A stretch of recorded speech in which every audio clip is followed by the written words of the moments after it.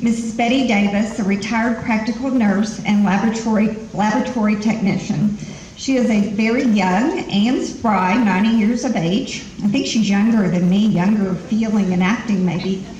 She was born in Fayetteville, Arkansas, to Leonard and Clara Hayes, and she has lived what many of us have only heard about. Unable to attend high school in Fayetteville, she was sent to live with relatives in St. Louis to get her high school education. In 1950, she joined the United States Navy as a WAVE, Women Accepted for Volunteer Emergency Service, in order to attend college. Following boot camp, she served in the hospital corps at Portsmouth Navy Hospital for 2 years. While attending New York University in practical nursing, she also attended a technical school to work as a laboratory technician. She went to work for Rusk Institute as a laboratory technician in 1954, an early pioneer for Black women in the field. She was promoted to laboratory manager in 1957 and oversaw the laboratory until she retired in 1970. After 39 years in New York, Mrs. Davis, along with her husband, who is now deceased, returned to Fayetteville, where she is a member of the Washington County Historical Society. Mrs. Davis currently lives at Arkansas and has some of her fan club with her today in Springdale, and we are so fortunate to have her joining us today. Please help me welcome Mrs. Betty Davis.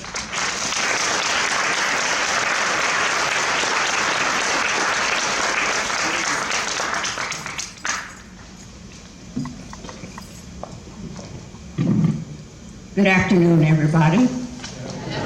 Can you hear me? Yes. I don't think I need a microphone, but I will use it today. I have a big enough voice that I think I could carry.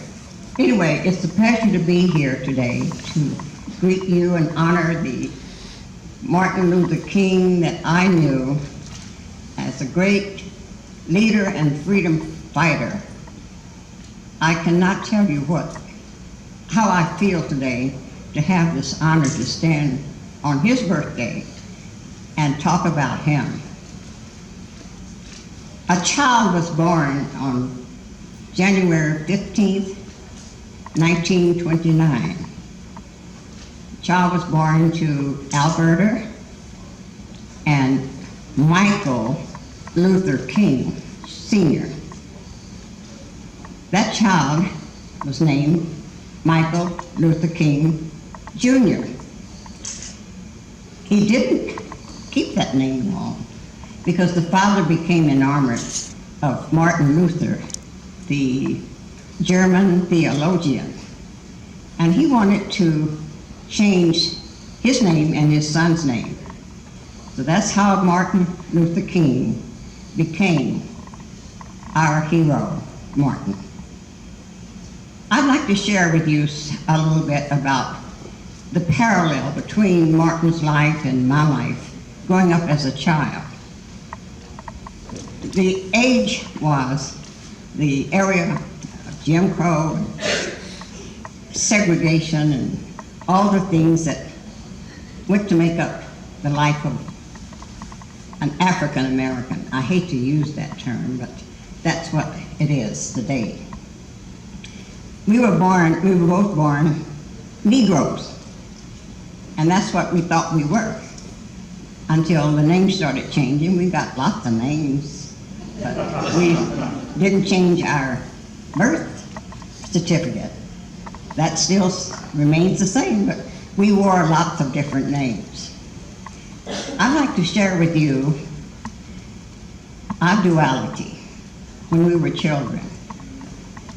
Back during those days, most of the black schools across the country used the same protocol. I don't care how many boards of education there were. The blacks had been used to serving God, and they didn't see any need of having a school and not have God as part of that protocol. Each day when Martin and I attended school, it started with the reading of scripture, followed by a prayer. And sometime there would be a song. Often those songs were sung to honor our country, America.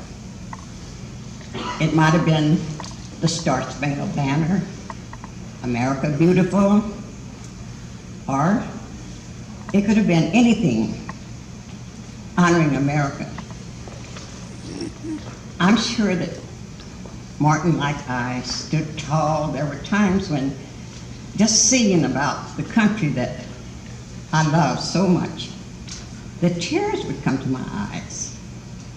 I could just sing those songs and think about what a beautiful country this is. Never thinking that I was a second-class citizen. That had not resonated with me in those early days. I just knew that I loved my country. I loved my country. But anyway, we went through those periods where we had to serve God before we got a textbook in our hands. God was the moving spirit behind our lives back then. Our lives did not remain the same. After all, I had been 3 years old, 3 years and 25 days old when Martin was born. Michael Martin was born.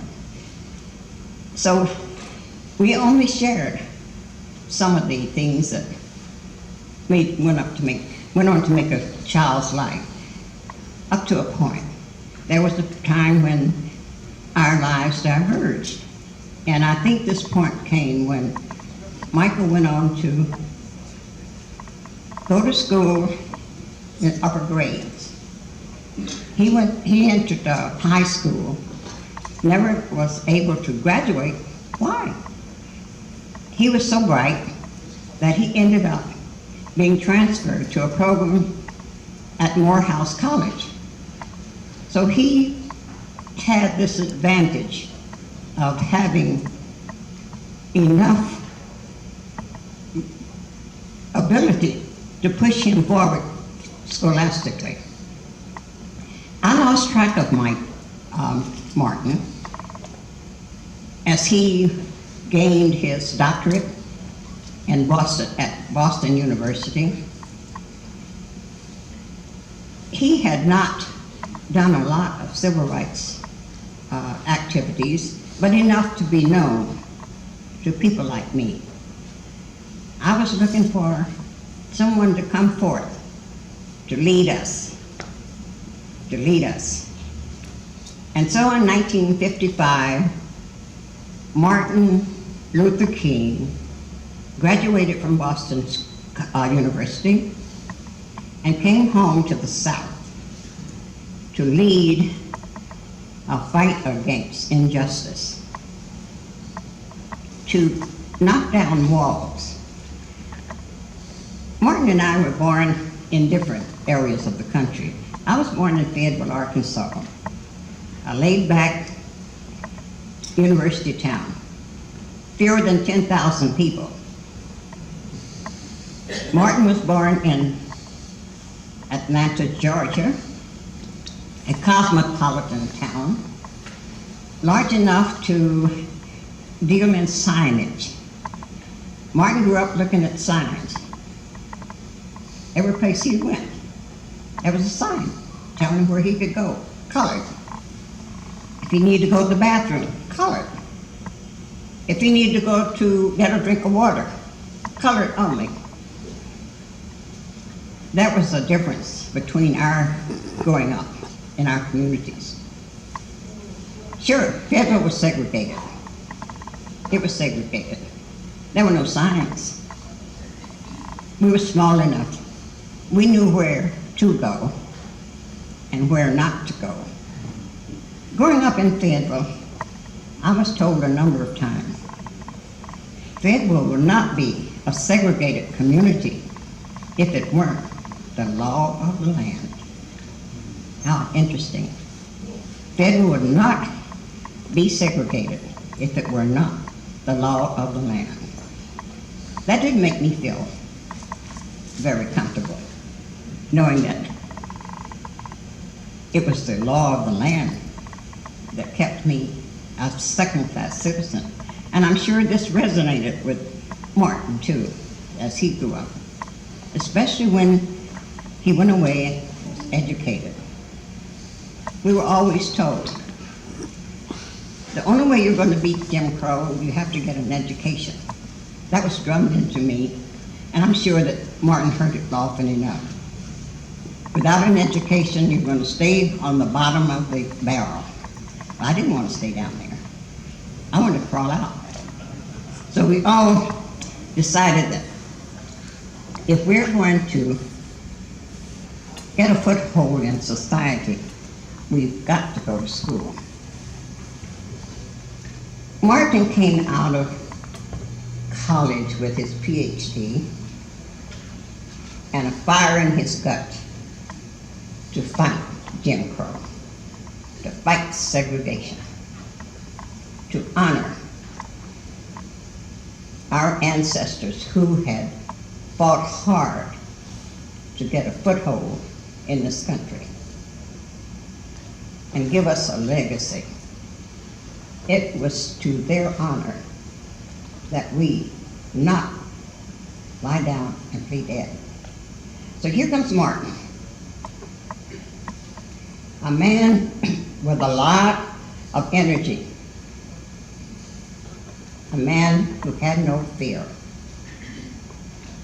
I don't need to stand here today and tell you of the various marches that he led, the times that he went at the cost of his life, trying to get better conditions for the people who made up his race.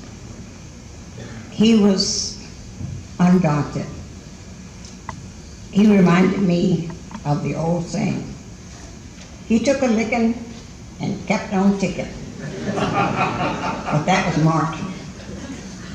That was Martin. He came again and again and again. I think when Martin was put into the Birmingham jail, he was almost coerced to write that letter from Birmingham jail because he was approached by 8 rabbis and Protestant ministers. Get your people to go slow. You're going too fast. You need to slow down. What does 200 years sound like? No, wait. No, Martin was not going to hear that. Martin came out more intensely after that. What do they mean, go slow? I'm here to lead my people to the promised land. Remember, Martin was always talking about the promised land. We didn't know about the promised land, but we wanted to go there. He was going to lead us there. Sure, I'm ready to go. Any place. But the back seat of a bus, the dirty, filthy car of a railway train, I want to go to the promised land. Anyway, Martin kept fighting and leading. In March 1958, Martin went down to Memphis, Tennessee. Another need. He'd already been to Montgomery, Alabama for the bus march. He'd already been all over the country, all over the South, leading his people. But here these sanitation workers were fighting for justice. And that was a word that just brought Martin out full-fledged. Justice. That made him shine. Martin went down to Memphis, Tennessee to support the sanitation workers. Well, there's some hotheads among the group, and they started rioting. Martin said, I'm out of here. I don't do riots. I have peaceful movements. So Martin went home. But they quelled the rioters Martin went back. He was going to support these workers. On April 3rd, Martin stood before a crowd and delivered an address. You've heard it. You've heard of it. I've been to the mountain. That was his address on the 3rd of April, 1958. Well, there were times when I would hear Martin speak, and I would make a mental note. I'd like to find out what he meant by that. Well, when he said he'd been to the mountain, I made a connection mentally that one other person I knew had gone to the mountain. His name was Jesus. He was the Son of God. The other person I knew biblically had gone to the mountain was Moses. Moses went to Mount Sinai twice, spent 40 days each time. He conversed with God. God sent him to lead the Israelites out of Egypt the first time. Pharaoh said, no way, no, they're not going. So Moses went back to Sinai.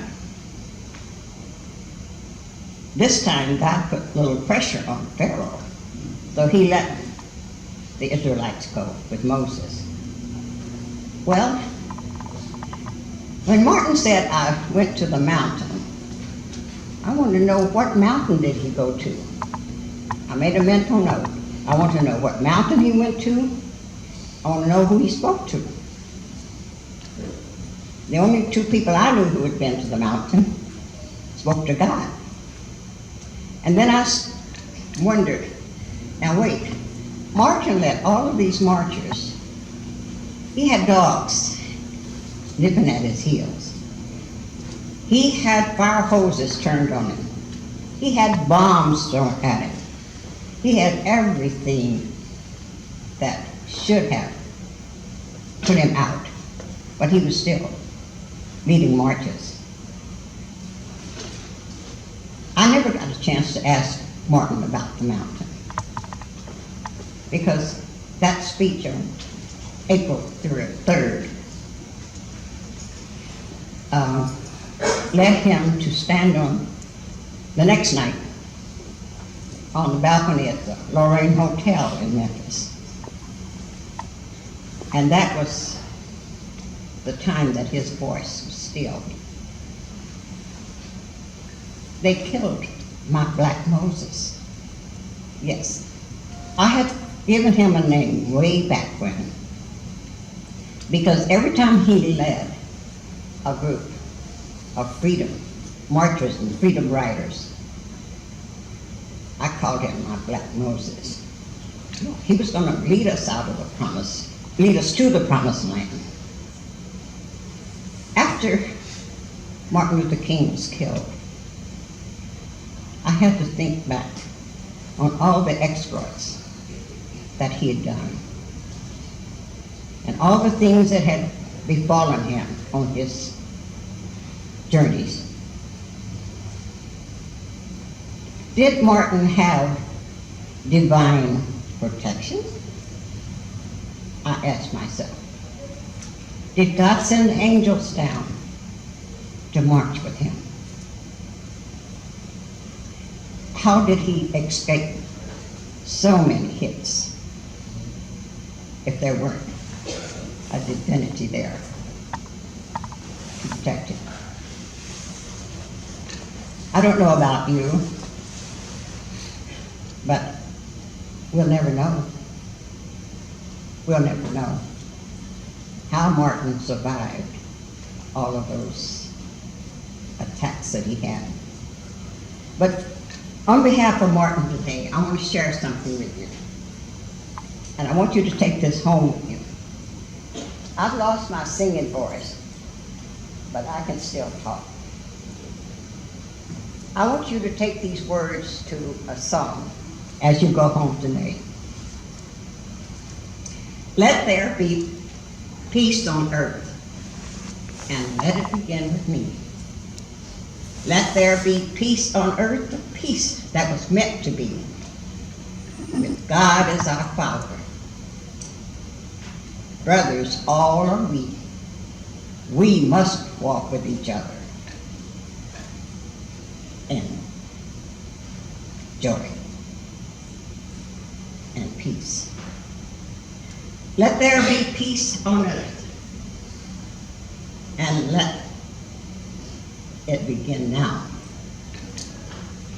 I want you to think of all of the words of that song, because I think that we are to honor Martin Luther King year after year.